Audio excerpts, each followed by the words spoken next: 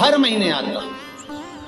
जब आपके हृदय में कभी कोई बात आ जाए कि बाबा आज मेरा मन ये कह रहा है और आपको सुनना है बाबा, आपको स्वीकारना है बाबा, आपको मेरे मन की बात जानना है बाबा, बस हाथ में चंदन लगाया, बेलपत्री का भाग इस तरह से पकड़कर शिव जी से अपने हृदय की बात कहकर, मेरे देवादिदेव महादेव से दिल से कहकर, अशोक सुंदरी वाली जो जगह होती है, आपको बताया है अशोक सुंदरी का जो स्थान होता है, ये शिवलिंग या अशोक सुंदरी की जगह, इस बेलपत्र को अशोक सुंदरी वाली जगह पर, जहाँ शिवलिंग है, शिवलिंग की साइड पर पहले नंबर की पत्ती का मुख होना चाहिए, बस उसको रख दीजिए और उस पर थोड़ी देर हाथ रखकर अपने हृदय की बात मेरे महादेव को दिल से कहकर आ जाइए। अगली सोमवार की अष्टमी या अगला प्रदोष या अगली शिवरात्रि जब आती है, मेरा महादेव आपकी मनोकामना का भाव पूर्ण करता है। ये शिव तत्व है। एक बात अपने जीवन में उतार कर रखिएगा, सोमवार की अष्टमी, शिवरात्रि या सोमवार, प्रदोष, बन सके तुम्हारे पास में शिवालय हो या बेलपत्री का वृक्ष हो, वहां दीप दान अवश्य करना चाहिए। अब एक बात का स्मरण आपको रहे थोड़ा सा, अगर किसी कामना के वश अगर हम दीप लगा रहे हैं या हमारे मन में कोई भाव उत्पन्न है और हम बाबा से कहना चाहते हैं कि बाबा मेरा ये कार्य है आप पूर्ण करिएगा, तो फिर शिव मंदिर में भी लंबी बाती का दीप आप प्रदोष या सोमवार की अष्टमी या सोमवार या आप शिवरात्रि को बाबा से निवेदन कर कर लगा सकते। हाँ, विशेष जब कोई एक बहुत बड़ी बात हो और आपके कार्य में कहीं अटकल हो रही हो, तो एक ही दीप में दो बाती, शिव और शक्ति, लंबी बाती बनाई, शिव और शक्ति के नाम से दो बाती एक साथ एक दीप में भी लगा सकते। पर कब? जब विशेष कोई आपका कार्य हो और वो अटक रहा हो, विशेष कोई कार्य, और आप बाबा से प्रार्थना कर रहे हो, तो दो बाती का भी प्रयोग आप कर सकते हो। ऐसे शिव तत्व। शंकर भगवान को धतूरा कब चढ़ाना चाहिए उसका विशेष ध्यान रखें। जैसे शिवरात्रि है, प्रदोष है, या सोमवार है, या कोई विशेष आपका उत्सव है, तो आप शिव जी को धतूरा चढ़ा सकते। या विशेष कोई बीमारी ऐसी लग गई है या विशेष कोई तकलीफ ऐसी हो गई है जिसका निवारण नहीं हो रहा, तो आप धतूरा चढ़ा सकते। धतूरा चढ़ाने का भी एक क्रम है। हल्दी में भिगोकर धतूरा चढ़ाया जाता है लक्ष्मी के लिए। चंदन में भिगोकर धतूरा चढ़ाया जाता है आयु की वृद्धि के लिए। अबीर एक सफेद कलर का बॉर्डर होता है। अबीर गुलाल जो होती है, गुलाल में अबीर डलता है, चमकदार, आपने देखा होगा अबीर। तो अबीर में धतूरा जो डुबोकर चढ़ाया जाता है, अबीर को लगाकर चढ़ाया जाता है, वो रोग मुक्ति का काय के लिए होता है, वो रोग मुक्ति, रोग की मुक्ति। धतूरे का भी एक स्मरण होता है महाराज। बहुत भारी रोग है, बीमारी लग गई है, डॉक्टर अपना काम कर रहे हैं, घर का व्यक्ति बहुत बीमार हालत में पड़ा हुआ है, तो बेलपत्री के वृक्ष के नीचे भी शिवलिंग का निर्माण कर कर एक धतूरा समर्पित करा जाता है, जिससे रोग से मुक्ति होती है। उसमें ना तो हल्दी लगाई जाती है, ना चंदन लगाया जाता है, ना अबीर लगाया जाता है, केवल धतूरा चढ़ाया जाता है। जिसके जीवन में हमेशा कांटे ही मिले हैं, बेटी बड़ी हुई तो घर में मायके में दुख देखा, और मायके से गई ससुराल में तो ससुराल में दुख देखा, ससुराल में भी दुख देखने के बाद में भी पति को बहुत कुछ काम खुलवाया, बहुत धंधे खुलवाए, नौकरी लगवाई, पर वो पति बार बार छोड़ कर आ गया, बार बार तकलीफ भोग रहा है, बार बार कष्ट भोग रहा है। फिर थोड़े दिन काम करता है, थोड़े दिन छूट जाता है, फिर व्यापार में बढ़ता है, फिर छूट जाता है, फिर कोई दुकान खुल गई, थोड़े दिन अच्छी चली, फिर वापस वहीं घर पर आकर बैठ गया। अर्थात उसके जीवन में वो शूलता चल रही है। तो बाबा देवाधिदेव महादेव कहते हैं ये 3 घड़ी 3 पल 3 नक्षत्र 3 समय 3 दिन में जो शूल मुझे समर्पित करता है उसके जीवन से मैं शूल हटा देता हूं। वो 3 दिन लिखे स्कंद पुराण में।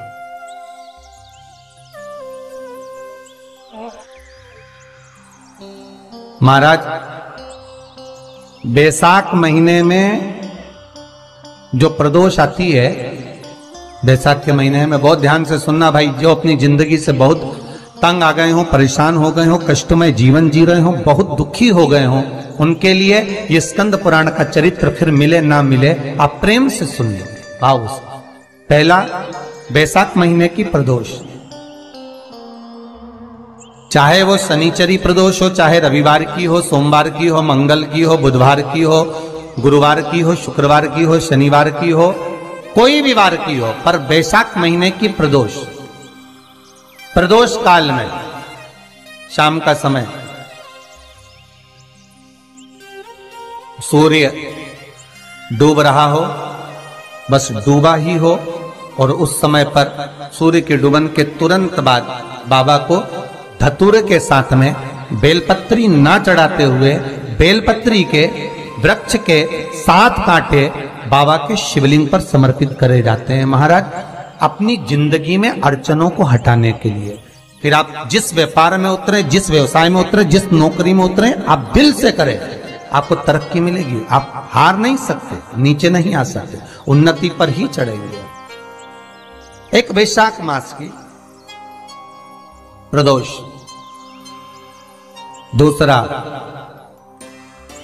शिवरात्रि के दिन मध्याह्न का समय। महाराज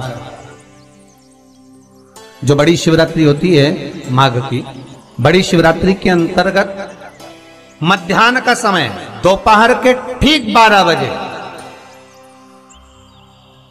चाहे फिर वो कोई भी दिन हो महाराज, शिवरात्रि जिस दिन पड़ रही हो,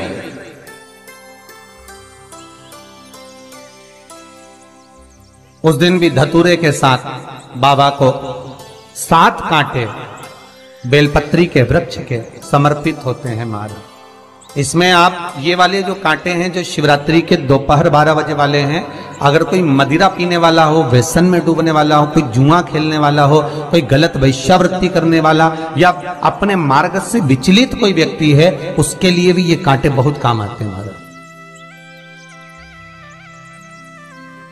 दूसरा, पार्वती तेरे द्वारा तेरे नयन अश्रु से जो प्रगटा हुआ बेल का वृक्ष है, द्वितीय शूल मैं वहां धारण करता, तृतीय शूल, तीसरा शूल जो वर्णन करा गया महाराज, भगवान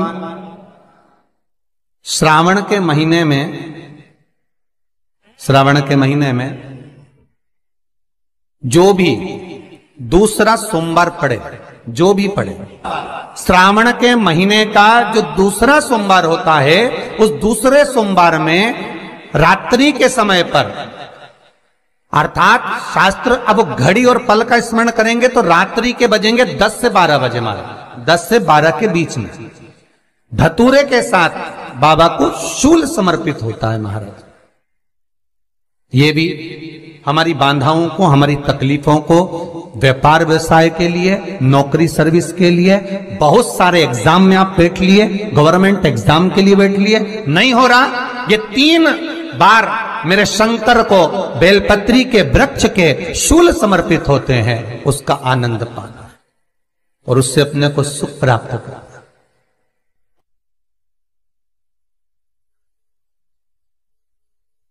कि बाबा भोलेनाथ जी के नयन अश्रु से जो प्रकट हुआ वो रुद्राक्ष का पौधा है, माता पार्वती के नयन अश्रु से जो प्रकट हुआ वो बेलपत्री का पौधा है, और उमा और महेश, जिस महेश के वंशज है महेश्वरी, जिनकी 12 खाम प्रगटी है भगवान महेश के द्वारा,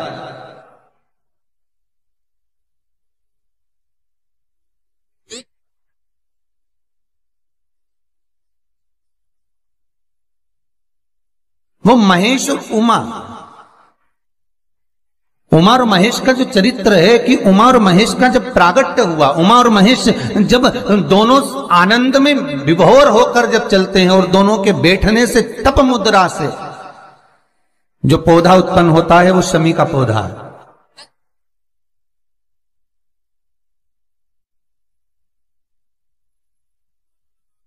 शमी का पौधा। तो एक बात ध्यान रखिए, शिव जी के द्वारा जो निर्मित हुआ उसमें कोई शूल नहीं है, उसमें कोई कांटे नहीं है। पार्वती के द्वारा जो निर्मित हुआ बेलपत्री का पौधा, उसमें कांटे हैं। और पार्वती के मिलन से भी जो उत्पन्न हुआ है शंकर के साथ में, उसमें भी कांटे हैं। शमी के पौधे में भी कांटे हैं, शमी के वृक्ष में भी कांटे हैं।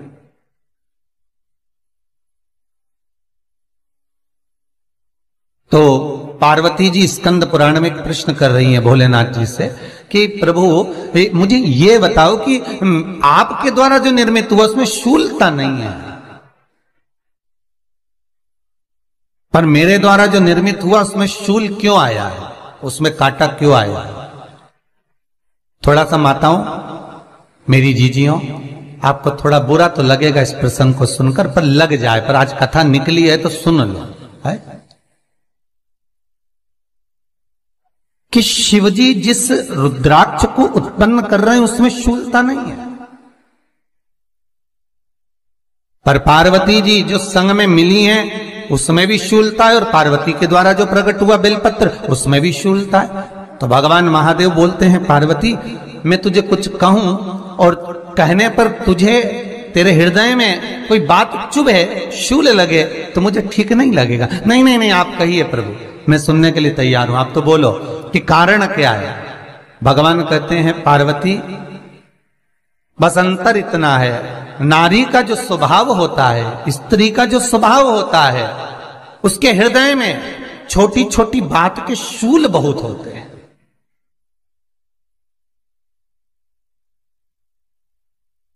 जेठानी ने ये कह दिया, देवरानी ने ये कह दिया, तुम्हारी मम्मी ये बोल दी, तुम्हारे पापा ने ये कह दिया, तुम्हारी बहनों ने ये कह दिया, तुम्हारे भाई ने ये कह दिया, तुम्हारे रिश्तेदार ने ये बोल दिया। ये नारी के भीतर ये शूलता रहती है।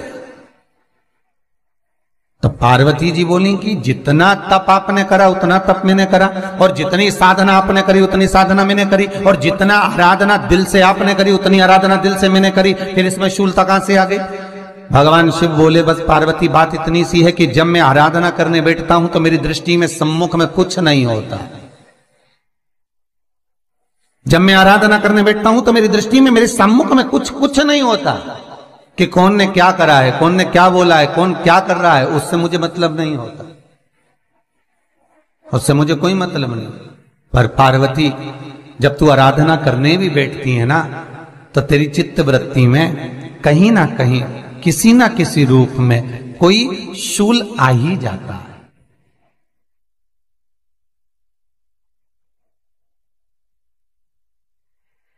कई माताओं की आदत देखी साहब, भगवान की सेवा करने बैठी है तो भी भीतर थोड़ा सा शूलता भरी हुई है। महाराज बताओ, इतने सारे भगवान इकट्ठे कर लिए, मैंने बोला था बहू से कि वहां रख लेती है, बताओ इतने सारे यहां पर लाकर रख दिए हैं, अब इसकी सेवा करना पड़ रही है, अब ये करना पड़ रहा है।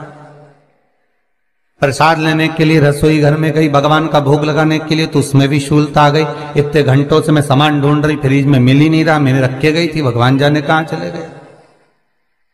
भगवानों को वस्त्र पहना रही है तो शूलता है। अलमारी का ड्रॉज खोला, इसमें मैंने सामान रखा था, ना जाने भगवान का श्रृंगार कहां चले गया, कौन ने हाथ लगाया, फिर शूलता आ गई। भोजन करने बैठे तो शूलता है, कोई कार्य के लिए जा रहे हो तो शूलता है। अर्थात कहीं ना कहीं नारी के जीवन में शूलता बनी हुई है। और पार्वती, जब तुम भजन करो, तप करो, साधना करो, भक्ति करो, उसमें शूलता नहीं होना चाहिए। श्री शिवाय नमस्तुभ्यम, ओम श्री शिवाय नमस्तुभ्यम, ओम श्री शिवाय नमस्तुभ्यम, ओम श्री शिवाय नमस्तुभ्यम, ओम श्री शिवाय नमस्तुभ्यम, ओम श्री शिवाय। पार्वती जी ने कहा, भोलेनाथ तो क्या आप मुझे स्वीकार नहीं करेंगे बेलपत्री के रूप में? क्या मुझे स्वीकार नहीं करेंगे शमी पत्र के रूप में? पद्म पुराण, स्कंद पुराण, लिंग पुराण, नर्मदा पुराण और शिव महापुराण, ये सारी पुराणे वर्णन करती है। पार्वती जी का खंड आनंद वर्षित कर रहा है, वर्णन कर रहा है। पार्वती खंड वर्णन कर रहा है, सती खंड वर्णन कर रहा है। उमा संहिता वर्णन कर रही है। क्या आप मेरा ये बेलपत्र का स्वरूप आप धारण नहीं करेंगे? इसमें शूलता इसलिए भगवान कहते हैं नहीं नहीं, धारण तो करूंगा। वो केवल शिवरात्रि के दिन करने का होता है। शिवरात्रि का प्रसंग कहता है अपने मन की अभिलाषा रखकर तुम्हें जो चाहिए। प्रकार आप लोगों ने भी पढ़ाई करी होगी, हमने भी करी। ऐसा रहता उसमें नोक रहती है या पेंसिल उसमें भर देते हैं और उससे ऐसा पेज घुमा घुमा के उसको कस देते हैं। वो ऐसा रखते हैं, कॉपी पर ऐसा रखा जाता, फिर उसको ऐसा घुमाते घुमाते कि नहीं घुमाते? अरे बोलो तो, सबने कराए ना ऐसा घुमाए, घुमाते एक जैसा गोला बन जाता बिंदु। और जो नोक होती है ना वह चुभी रहती है और वो एक ही जगह पे रहती है और घूमती जाती है। उसी तरह इस मन को, इस दिल को एक में लगा के रखो, बाकी की सब दुनिया में घूम के आ जाओ। दिल एक में लगा कर बैठ गए, चित्त एक में लगा कर बैठ गए तो सृष्टि में कहीं पर भी घूम कर आओगे, परमात्मा उस जगह पर हाजिर मिल जाएगा। पर स्थान मत छोड़ना, जगह चित्त वृत्ति ना छूटी जाए, भगवान का भजन ना छूटे, उसका स्मरण ना छूटे। ये वस्तुएं, ये सामान, ये सामग्री, ये दौलत, ये सत्ता सब जाने वाली। जहां बैठे हो उस मन को वहां लगाना। हम तो यहां तक कहते हैं, यहां तक कहते हैं होटल में जाओ तो दिल होटल में लगा लो, होटल में जाओ तो दिल होटल में लगाओ, खाने में लगाओ, बफेट में जाओ तो बफेट में लगाओ, शादी में जाओ तो थोड़ा रिश्तेदारों में लगाओ, और अगर सत्संग में आओ तो मेरे भोलेनाथ में लगाओ। दिल लगाना ना भूलिएगा। परमात्मा को थोड़ा समय जितना दे रहे हो, 3 घंटा, 2 घंटा, 2.5 घंटा, 1 घंटा, आधा घंटा, जितना हम भगवान को देना उतनी देर भगवान में चित्त होना चाहिए, उतनी देर भगवान में मन लगाना चाहिए। पर ना जाने दुनिया के लोग कहां चले गए, वह मोबाइल ने सब हटा दिया। हर 15 मिनट में ऐसी याद आए ना व्हाट्सअप खोल के बैठ जाए। आप इस त्रिपुंड 3 रेखा का दर्शन भगवान विष्णु के मस्तक पर भी कर सकते हैं। आप ये 3 रेखा का दर्शन स्वयं ब्रह्मा के मस्तक पर भी कर सकते हैं। आप ये 3 रेखा का दर्शन स्वयं भगवान कृष्ण के मस्तक पर भी कर सकते हैं, श्री जी बाबा के मस्तक पर भी कर सकते हैं इस त्रिपुंड का दर्शन। बस अंतर इतना है, शिव जो त्रिपुंड लगाए हैं वो आड़ा है। तिरुमाला में जो तिरुपति बाबा का अपन दर्शन करते हैं, जो त्रिपुंड लगाए हैं वो खड़ा है, 2 सफेद बीच में लाल। मेरे श्री जी बाबा ने भी अपने मस्तक पर त्रिपुंड धारण कर रखा। मेरे श्री जी बाबा ने भी अपने